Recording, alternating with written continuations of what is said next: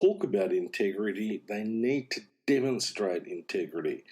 What they do needs to match what they say.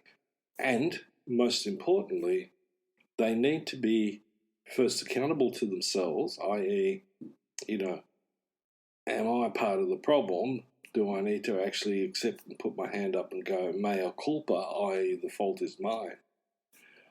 Or do I continue with what I'm doing? So just because something's not illegal but immoral, I'll just continue to be immoral and I'll just put the blame on somebody else. Like, it's the law. That sort of thinking is, inadequate in a complex society, especially where we have intersections with technology, science, morality, religion. We need to really consider this as a package. And I want people to be able to think about this and raise children that can think for the future, a healthy future.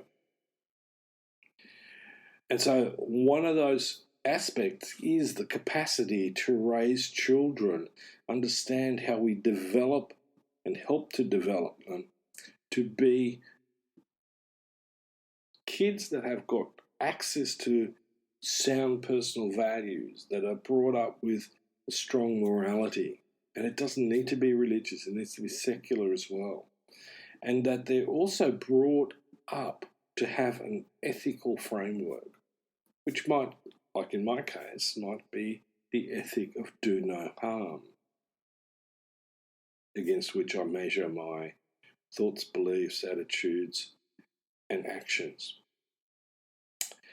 Now, I hope that was useful. There are some issues with Lawrence Kohlberg's theory. Part of it's been critiqued on a number of occasions. One, he did all of this work with kids under 16 who were boys. Okay, so there's probably some fairly serious gender biases. Although, when we start looking at having people, talk about dilemmas, moral dilemmas, we can see how people make decisions, and it's really interesting because there is this pattern. It's not basically devoid of a form, a structure, a pattern.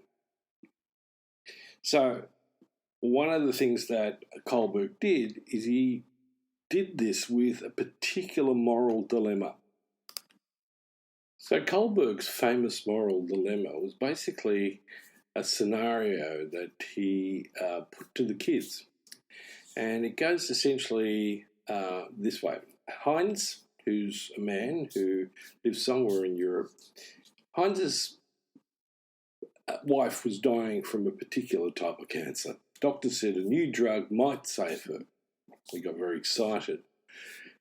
The drug in question had been discovered by a local chemist, and then Heinz decided to try desperately to buy some of this drug.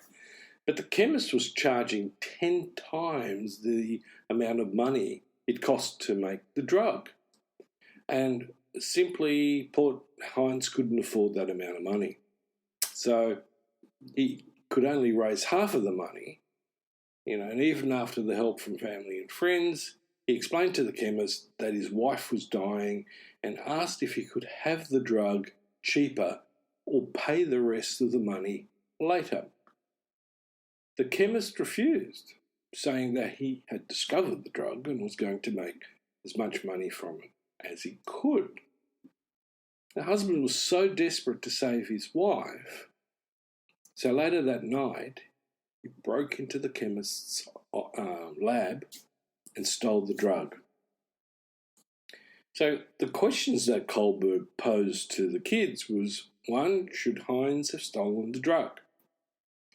Would it change anything if Heinz did not love his wife? Question 3, what if the person dying was a stranger? Would that have made a difference?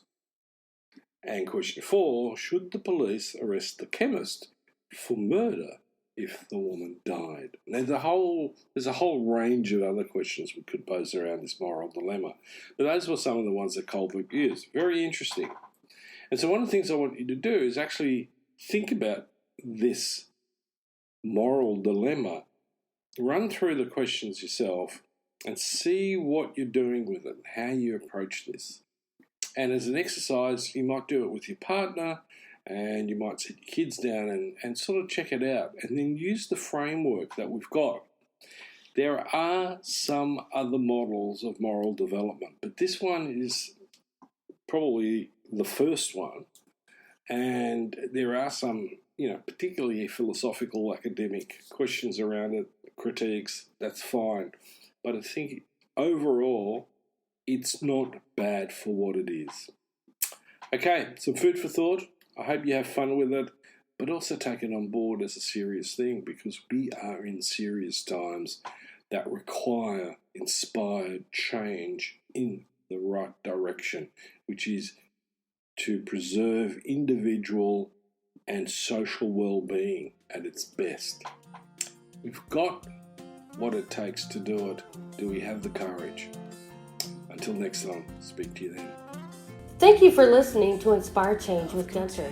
Gunter Swoboda does individual and group coaching for men looking to grow.